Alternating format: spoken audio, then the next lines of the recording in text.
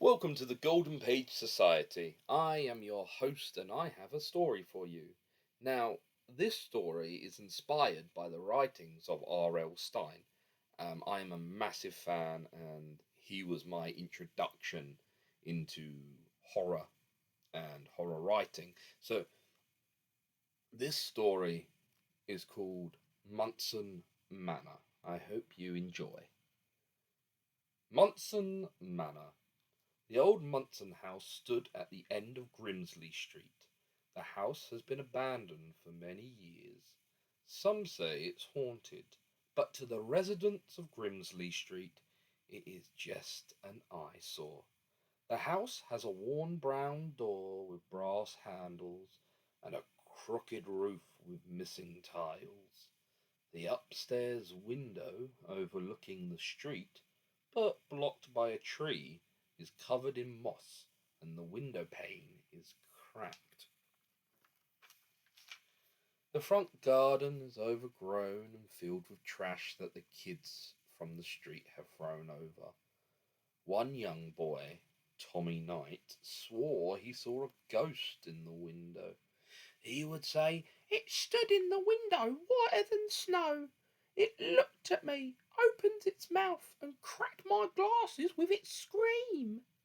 Little Sally Carter says a zombie rose up from the ground and ate the neighbour's cat. But old Mrs. Johnson told them, "There's no such thing as ghosts and goblins. You should leave that house alone." But the kids didn't listen. They would throw rocks at the window and knocked on the door and run away, giggling all the while.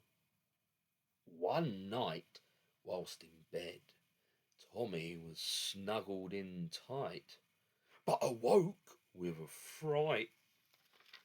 His night light flickered, the air stood still, and a chilling whisper reached his ear.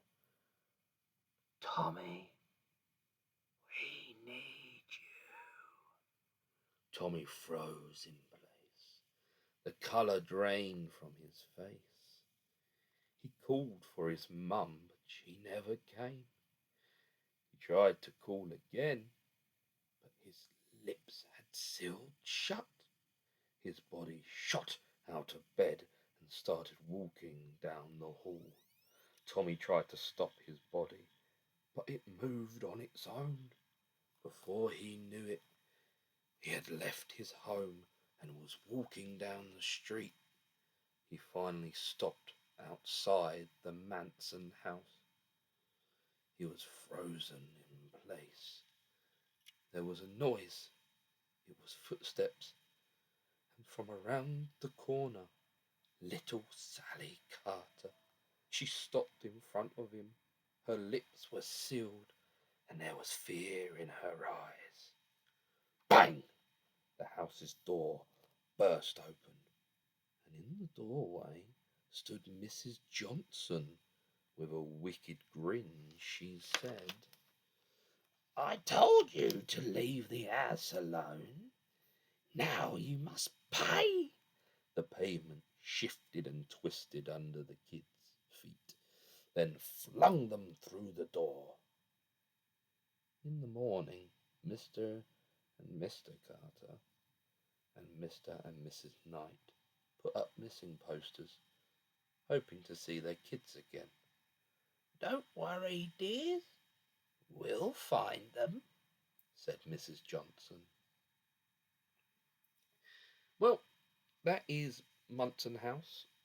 I hope you enjoyed it, and if you do, and if you did, please give us a like, subscribe, and we will see you next time.